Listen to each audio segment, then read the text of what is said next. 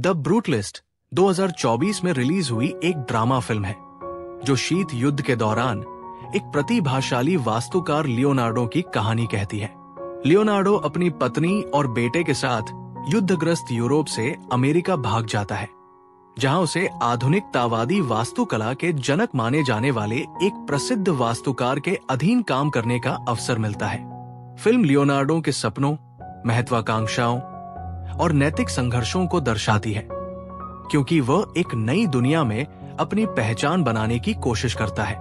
ये फिल्म वास्तुकला, कला, इतिहास और मानवीय रिश्तों के जटिल ताने बाने को बुनती है, जो दर्शकों को बांधे रखती है। अमेरिका में लियोनार्डो का स्वागत भव्यता और अवसरों से भरा होता है। वो अपने गुरु के साथ काम करने के लिए उत्साहित है, जिनकी वास्तुकला शैली को ब्रूटलिज्म कहा जाता है। कंक्रीट, कठोर रेखाओं और विशाल संरचनाओं पर जोर देने वाली एक शैली। शुरुआती दिनों में लियोनार्डो इस नई शैली से प्रेरित होता है और अपने काम में पूरी तरह से डूब जाता है।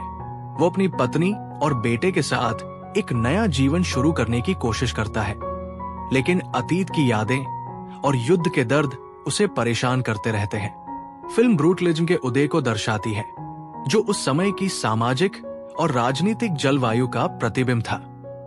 ये शैली शक्ति, आधुनिकता और भविष्य का प्रतीक थी। लियोनार्डो इस आंदोलन में एक महत्वपूर्ण भूमिका निभाता है और उसकी प्रतिभा और नवीन विचार उसे जल्द ही पहचान दिलाते हैं। वो बड़े और प्रतिष्ठित परियोजनाओं पर काम करता है और उसकी प्रतिष्ठा बढ़ती है। जैसे जैसे लियोनार्डो की सफलता बढ़ती है, उसके भीतर नैतिक द्वंद्व भी बढ़ता है। वो ब्रूटलिज्म की कठोरता और मानवीय भावनाओं के बीच एक विरोधाभास महसूस करता है। उसे लगता है कि ये शैली भावनाओं को दबाती है और मानवीय जरूरतों को अनदेखा करती है। इसके अलावा उसके व्यक्तिगत जीवन में भी उथल-पुथल मची हुई है। युद्ध के दौरान हुई घटनाओं ने उसे अंदर से झकझोर दिया है और वो अपनी पत्नी के साथ अपने रिश्ते को बनाए रखने के लिए संघर्ष कर रहा है। फिल्म में लियोनार्डो के प्रेम संबंधों और महत्वाकांक्षाओं को भी उजागर किया गया है। वो एक प्रतिभाशाली कलाकार के प्रति आकर्षित होता है, जो उसकी भावनाओं को समझती है। यह रिश्ता उसके और उसकी पत्नी के बीच तनाव पैदा करता है। साथ ही लियोनार्डो की महत्वाकांक्षा उसे अपने गुरु के साथ प्रतिस्पर्धा करने के लिए प्रेरित करती है, जिससे उनके रिश्ते में दरार आती है। द ब्रूटलिस्ट शीत युद्ध के दौरान की राजनीतिक और सामाजिक परिस्थितियों को भी दर्शाती है। फिल्म में दिखाया गया है कि कैसे ब्रूटलिज्म को राजनीतिक उद्देश्यों के लिए इस्तेमाल किया गया था। ये शैली शक्ति और नियंत्रण का प्रतीक बन गई थी और सरकारों ने इसका इस्तेमाल अपनी विचारधारा को बढ़ावा देने के लिए किया। फिल्म लियोनार्डो के संघर्ष को इस राजनीतिक संदर्भ में दिखाती है, जहां उसे अपनी कलात्मक स्वतंत्रता और सामाजिक जिम्मेदारी के बीच संतुलन बनाए रखना होता है। फिल्म में एक त्रासदी होती है जो लियोनार्डो के जीवन को पूरी तरह से बदल देती है। उसकी एक परियोजना में एक दुर्घटना होती है, जिसमें कई लोगों की जान जाती है। इस घटना से लियोनार्डो गहरा सदमे में चला जाता है और उसे अपनी कला और अपने मूल्यों पर संदेह होने लगता है।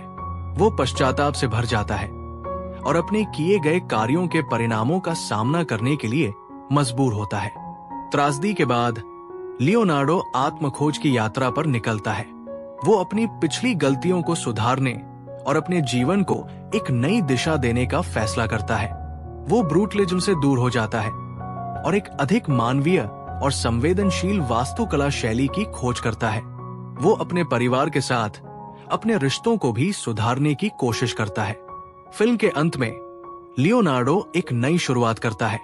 वो अपने अतीत के दर्द से उबर चुका है और एक बेहतर इंसान बनने की कोशिश कर रहा है।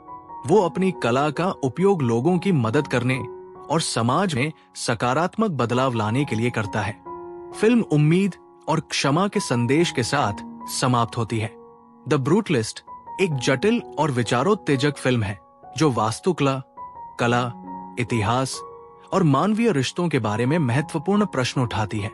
फिल्म लियोनार्डो के चरित्र के माध्यम से महत्वाकांक्षा, नैतिक जिम्मेदारी और व्यक्तिगत विकास के विषयों की पड़ताल करती है। ये फिल्म दर्शकों को सोचने पर मजबूर करती है कि कला का उद्देश्य क्या है और एक कलाकार की समाज के प्रति क्या जिम्मेदारी होती है।